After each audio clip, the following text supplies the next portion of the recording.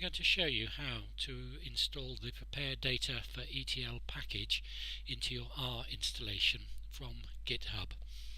I'm going to assume that you're connected to the internet, because you need to be, and that you're on the PrepareDataForETL page at GitHub, which you'll find at empjp PrepareDataForETL. You'll also need the RStudio app installed and open on your system, and you'll need to have the console open. To get the instructions, the first thing you need to do is head on over to the PrepareDataForETL wiki, which has got instructions on how to install this package and a series of code steps that we're going to cut and paste into our console panel. So first, let's update our packages. We copy and paste these, hit return. Now, if you're really up to date like I am, very few of your packages will need to be installed. So after a few seconds, we're waiting now, your system will, oh yes, here we've got one package to install. It'll ask you, will you want to install anything? The answer will always be yes.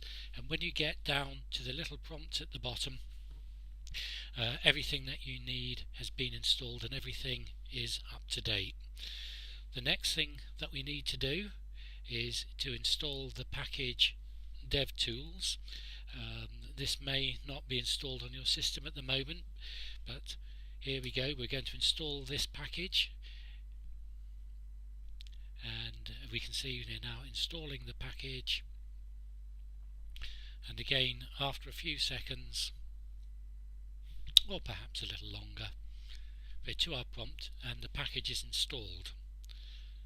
Now we go to the library function. This actually loads the package DevTools into memory.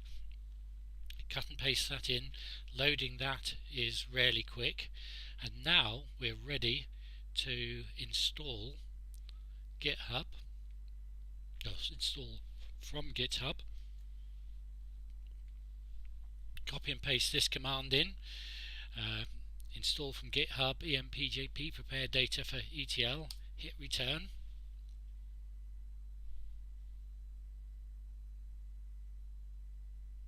And wait, here we go, and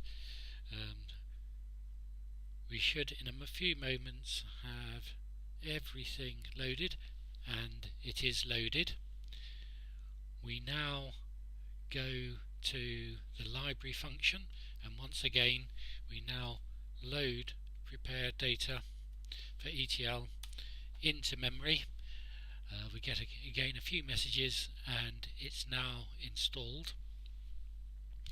The next thing that we need to do is see if the package is working. So now in RStudio, what we'll do, we'll go to File, New File, R Markdown. A little dialog box opens. We're going to install from template.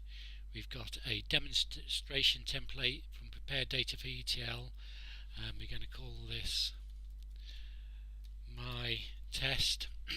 And we're going to browse for a suitable location.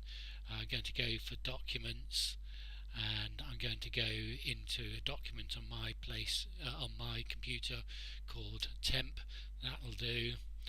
And now I'm going to click OK here, and we have my test RMD, which is an R Markdown document, which if you spin through you'll see it's got lots of interesting bits of code and comment.